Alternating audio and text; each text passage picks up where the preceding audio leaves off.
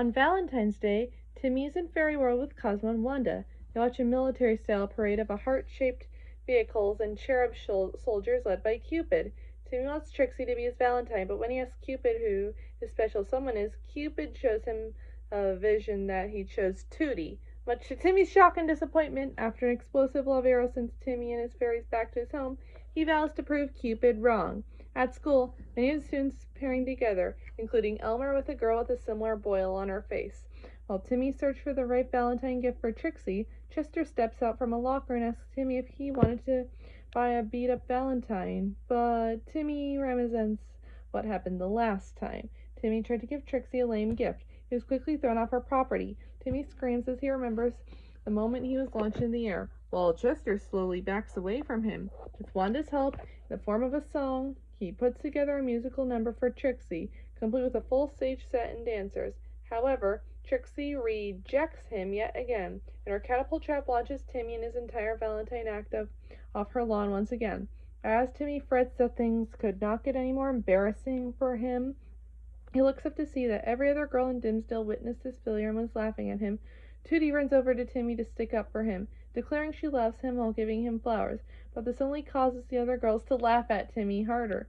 He throws Tootie's gift at her, rudely shoves her away, and runs off away from her. A visible upset Tootie gives chase.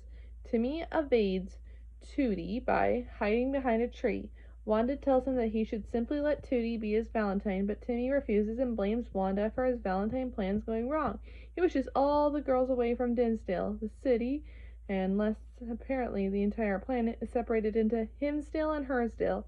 All of the girls around Timmy disappear, including a distraught Tootie, a haughty Trixie surrounded by Valentine gifts, Mrs. Turner, Vicky, Principal Waxelpax, and all other females disappear from Dimmesdale and reappear in an open field. Within a few moments, the women turn their side of the world into a beautiful paradise resembling ancient Greece or Rome. On the other side of the wall, all of the women-related stores have been replaced with burger joints, athletic stores, and other male-centric things. Timmy and his friends enjoy the life of being a guy in song. When the song is over, the separation of the two sexes is causing Cupid and his cherub troops to lose power. A military-style jets back to fall from the sky.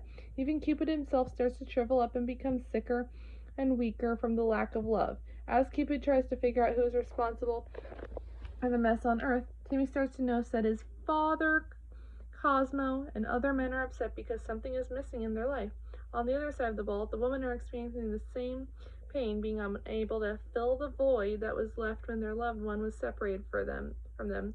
Timmy decides to set things right by tearing down the Guerlain wall that his wish has created. Using a giant wished-up stake, he cracks the wall and it falls into pieces, bringing the two sides back together again. The lack of trust and love between males and females quickly escalates into full-blown war. While Timmy fearfully watches the chaos and unfolds around him, Cupid figures out that Timmy is responsible for all the trouble, uses a heart-shaped portal to grab Timmy and pull him back into Fairy World. There, Cupid is almost corpse-like due to the lack of love magic. Cupid manages to provide Timmy with advanced weapons that operate like Cupid's arrows, making anyone they touch fall in love with the first person they see.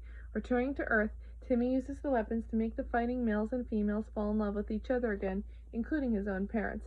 As love begins to form everywhere, Cupid is returned to strength. Cupid and his cherub troops and jets fly over to Dimmesdale and hit with a giant love bomb. With Dimmesdale returned to normal, Timmy ends up back in the park with his fairies. For his efforts, Timmy is given a love arrow by Cupid that will cause whoever it touches to fall in love with him. Before he can decide what to do with it, Trixie interrupts Timmy and tells him that she rejected him out of habit before realizing that his Valentine was the best. So she will be his Valentine because he was best, negating the need for the arrow. However, before he accepts her offer, Timmy overhears Tootie crying on a nearby park bench, realizes that the true value of love. Timmy tells Trixie that she does not deserve his Valentine's Day love, that Tootie deserves it more. As Timmy walks off, the rejection causes Trixie to take an interest in Timmy, and she vows to leave him 1,000 messages on his answering machine. Timmy walks over to Tootie on the park bench and hits himself with the love arrow he was given earlier so he'd fall in love with Tootie. She excitedly accepts his offer and they start kissing on the bench. Cosmo and Wanda witness the growing intensity of Tootie's kissing from nearby, which Cosmo seems is very creepy, before Cosmo and Wanda share some Valentine's Day passion themselves. Cupid says Isn't love a hoot? And Trixie leaves a message on Timmy's answering machine.